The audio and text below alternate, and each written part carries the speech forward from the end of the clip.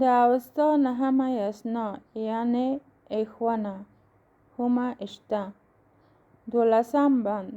د 12 بند محتوا یو وار بیا د هومې هماغه همیشنی تاکید دی او وایي چې کسې یا وینې ته به هم په څلورم وار یا څلورم وار چې یو تن زه یعنی هومه وموښلم که تاسې هم خپل اسوان او کډې په کور کوئ که مو چیز او اولاد روڼ او ښکلی کوئ که مو پت نوم او نښان زښت کوئ نو تاسې به هم زما څخه ګټه اخلئ.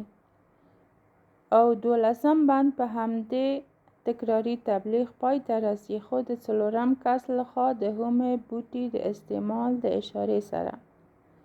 د 12 بند پارسی ترجمه په کتاب کې که از مردم چهارم بار تو را ای هم برای جهان استومند فشرد چی پاداش به او بخشیده شد چی آیفته برای او آمد.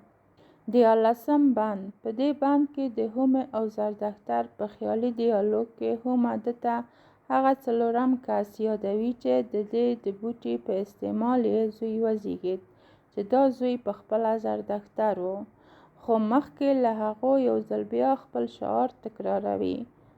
ته مې هم په دې خبره وږده یا درناوی وکړه. هومه وشوه ډېره وشوه.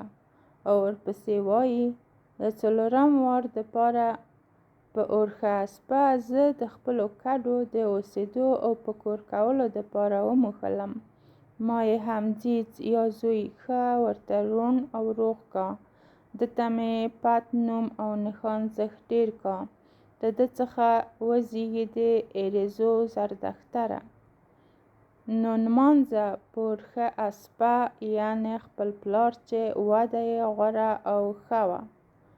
د دې جملې نه وروسته د کتاب 14 بند پیل کېږي خو څرنګه چې جمله ناتمامه او د 14 بند د سر کلمې سره یې ارتباط درلود ما دواړه بندونه یو کړل.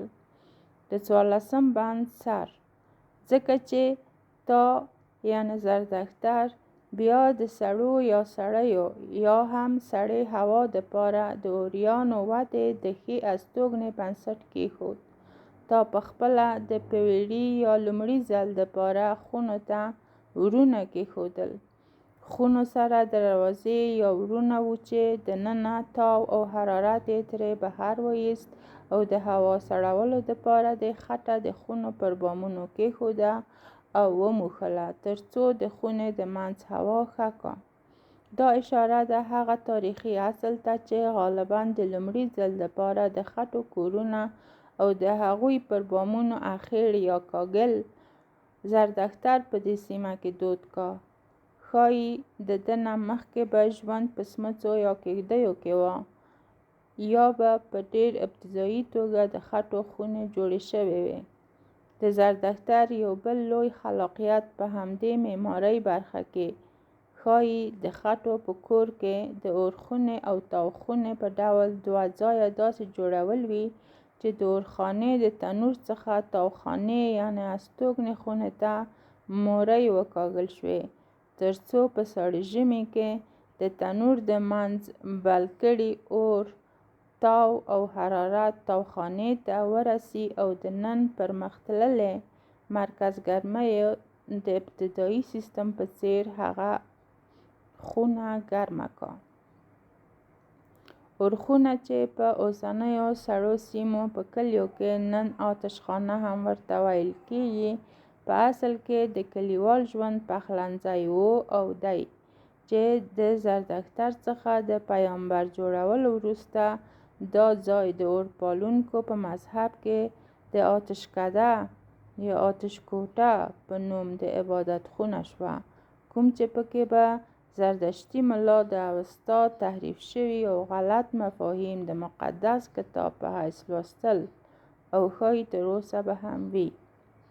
د 13 بند پارسی ترجمه په کتاب کې پس به من این هومعشوی دوردارنده مرگ پاسخ گفت پروشسپ از مردم چهارم بار مرا برای جهان استومند فشرد این پاداش به او بخشیده شد این نایف برای او آمد که برای او تو زاده شدی تو ای زردشت پاک جد دیو یعنی جدا از دیو اهوراکش از خاندان پروشس او په 14 بند کې زما لخوا ضم شوي د 14 بند پارسی ترجمه په کتاب کې. سروده یعنی نامی مشهور در ایرانویج تو نخست ای زردشت اهونور را فراز سروده‌ای 4 بار با درنگ ها یا با تجوید و بخش دیگر را با سرایش بلندتر د ځینو لغاتو معنا په پښتو چوکاټ کې. اول ایرزیو یا ایرزو چې کتاب کې در حقیقت براستی معنا کړی، خو ما د بند په جمله کې زردکتر ته د هم د خطاب په ترڅ کې ایرزو یا ایرزیو ولوست. د اورونو یا نسلونو زوی د لهجوي تلفظ سره د اوریانو د ټبر کوم چې یو نیکه ته رسید د زوی په ډول اوسنی اوریانزی د پارسی فرزند و اولاد اوریان. اوریان یعنی خانواده های با رأس واحد. دوهم کې دی چې د ډیرو بندونو جملو کې په مختلفو شکلونو کیتیو کیتیشکه یعنی څخه گیتی په ډول راغلی. په کتاب کې گیتی جهان معنا شوی، خو ما دا کلمه د بیلابیلو تلفظونو او شکلونو سره ګډه ولوسته. د اوسنۍ کډه پخوانۍ بڼه یا تحریف شوی شکل. د پارسی کوچ مجموعه خانواده. دریم وی بره تاوندیم چې کتاب کې با رعایت درنگ یعنی تجوید معنا کړی، خو ما د یوې لنډې جملې په ډول ولوست.